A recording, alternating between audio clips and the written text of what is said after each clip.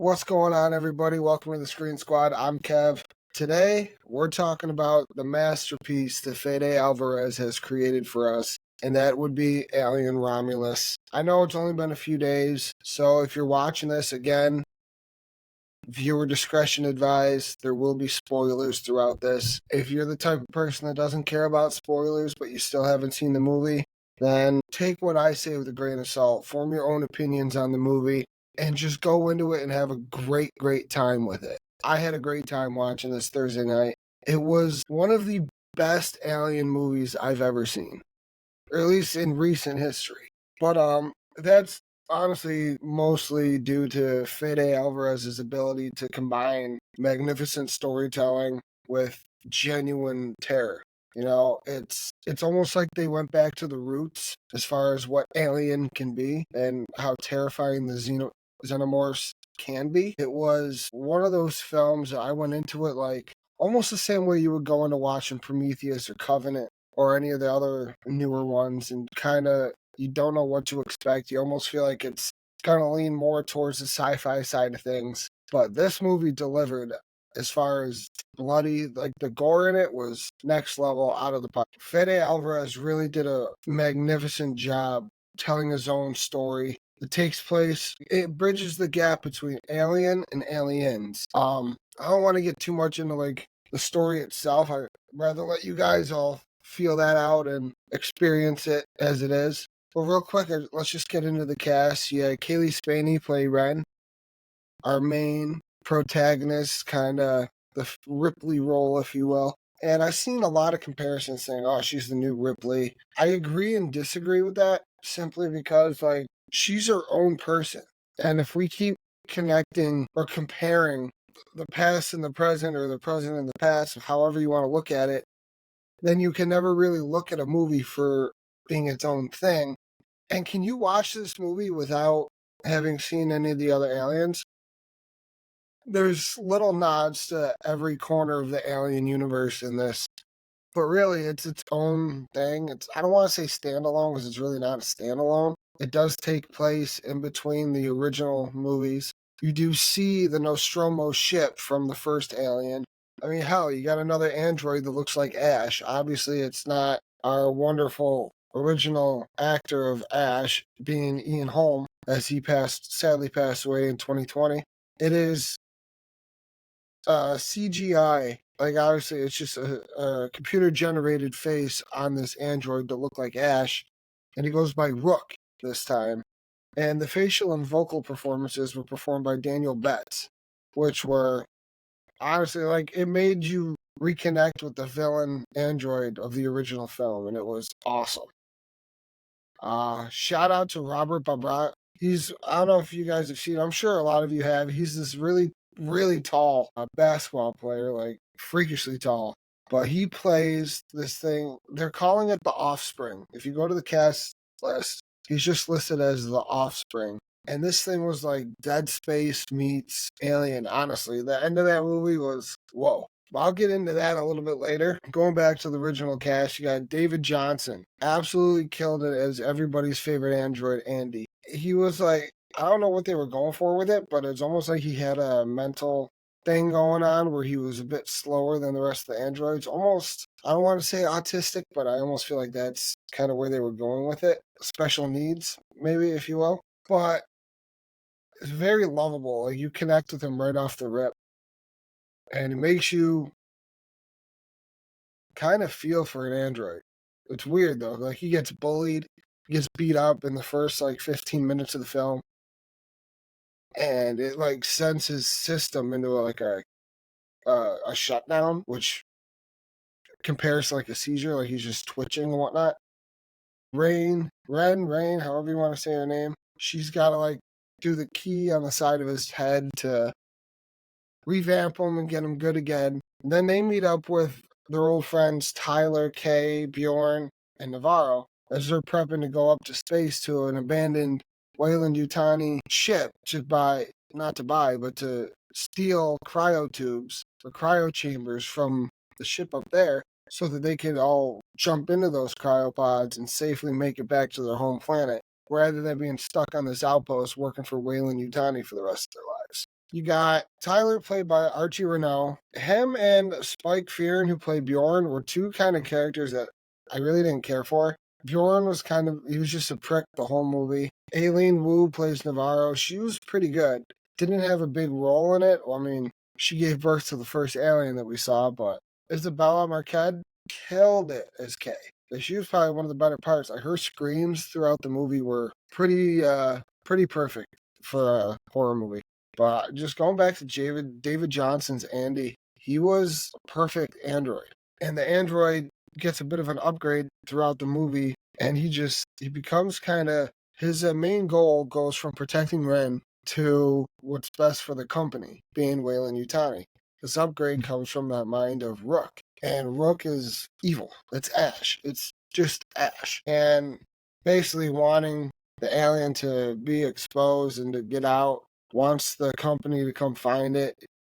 Basically all the same crap you've seen from these androids in the past. Like, their main mission is make sure the company gets a hold of these Xenomorphs. Face crawlers like crazy in this movie. I've never seen so many face crawlers in an alien movie. And it made for some really good like chase scenes throughout the hallways of the ship. The ship being the Romulus, obviously.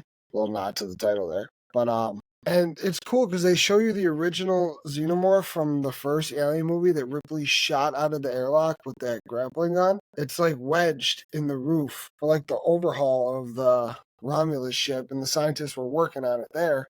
And we're able to get face huggers out of that, which leads to some crazy scenes. There's a really, one of my favorite scenes, and this was really cool, was when Rain and Andy are in this corridor, and they got about 50 Xenomorphs coming at them. They turn off the gravity so that, because they know if you shoot one of these aliens, the acid blood is going to soak through the hull of the ship, and then everything gets flushed out into space. So she turns off the gravity and starts shooting them, and as they're dying, their blood's just floating. And then her and Andy got to navigate through all that acid blood, and it's probably one of the most well done scenes, graphically appalling. I had so much fun watching this movie, and from what I read, they used practical effects as far as the Xenomorphs. They had people in suits and animatronics. They didn't cheap out and go for any of the CGI aliens, which would be much cheaper. They instead went for a more practical approach, a more realistic kind of style as far as having it require these actors to act opposite of nothing. They actually had things that they were looking at, things they were running from, facehuggers, Xenomorphs, and the Offspring. Now, this movie has a plethora of callbacks to the original films, such as its callback to Prometheus, which would be the black goo that the engineers, those big, tall, alien-like creatures, were working on. And the black goo is responsible. So, on this ship, Rook and his crew were trying to find a way to manipulate that black goo to enhance the human race for alien planet survival so that civilians aren't dying so quickly while mining these planets. And at one point, Kay, who's pregnant, she gets attacked by an alien, gets taken. They find her. She's sustained a few injuries. So they get her back. Rain gives her the black goo, tells her, get back to the ship, get ready to take off. And she injects herself with the black goo, thinking, oh, it's going to help me get better. It's going to help me fight this to the end. And then by the end of the film, when she's put in her cryo tube, her pregnancy that was only a few weeks in is now full-blown 9 months giving birth. And she gives birth to like an alien pod, almost. And out of that pod comes the Offspring, which is an engineer Xenomorph hybrid. Looks like something straight out of Dead Space. And that was the freakiest thing I've ever seen. Like, if you think that the Xenomorphs are menacing, that thing was even more menacing than a Xenomorph could ever hope to be. And its tongue, like the aliens have like a singular tube tongue that doesn't really flex, it's just straight and it's got teeth. This thing had like a tongue like us, like humans, but with a mouth on the end of it. So the tongue was long and slimy and munchy. The Offspring feeds off of its mother, being Kay, because she's obviously got more black goo in her system. And as it's like ingesting her body and her blood, it starts growing more. Like, it didn't have a tail at first. Now it's got the Xenomorph tail. Its hands are the long claws like the Xenomorphs, but its head and body are that of an engineer. from Prometheus. Now, while some people are saying that that was cheesy, didn't fit the script, I don't agree with that. I think that this movie took steps in a direction we haven't seen for an Alien franchise in a long time. Like, think about the last few movies we got. Most of them, they were really sci-fi based. I mean, I know Alien is a sci-fi type movie, but they didn't really feed into the horror side of what Alien originally was. And not for nothing, but I hope there's more movies. Fede Alvarez has expressed his interest in co-directing another Alien vs. Predator movie with Prey director Dan Trachtenberg. Now, I feel like a lot of that was said in a playful way, like it's not going to happen. But I think it would be cool if it happened. However, I also feel like it could ruin it. Because for one, Alien vs. Predator is non-canonical. It's its own storyline, its own universe, its own thing. And after the failing that was AVP Requiem, I don't know if it would generally be a good idea. But I have heard that there's talks for a new Predator movie called Badlands, which is set to take place on the Predator homeland. But yeah, there's really nothing more on that yet. During the showing for Alien Romulus, there was a teaser for the new TV series called Alien Earth. Doesn't show much, just lets you know what it is and where it is. And it's coming this fall, I believe. I'm excited for that. I will do weekly reviews for that, obviously. Being a Xenomorph fan, I gotta do that. But as far as this movie goes, like, I have nothing bad to say about this movie. Like, I think right now your two movies of the year are going to continue to be Deadpool and Wolverine and Alien Romulus. It's perfect, guys. Like, if you haven't seen it, go see it. What are you doing? Watch this video after you've seen it. Go see it right now. It's now playing in theaters and in IMAX. I didn't see it in IMAX. I just saw it in regular format.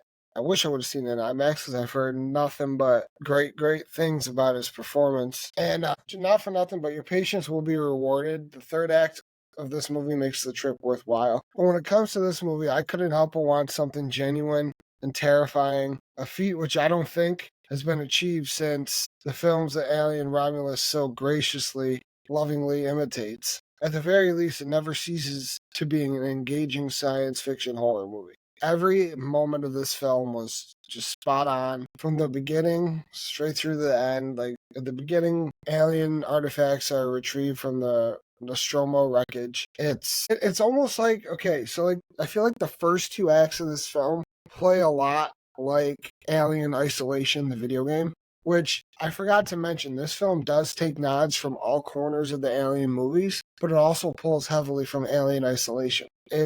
I'm telling you, patience will be rewarded. The third act makes the ride more worth the while and reminded me of exactly why I love this series. So if you haven't seen it, go see it and then come check this video out. Also, if you're a wrestling fan, stay tuned for tomorrow. I will be doing a Monday Night Raw review.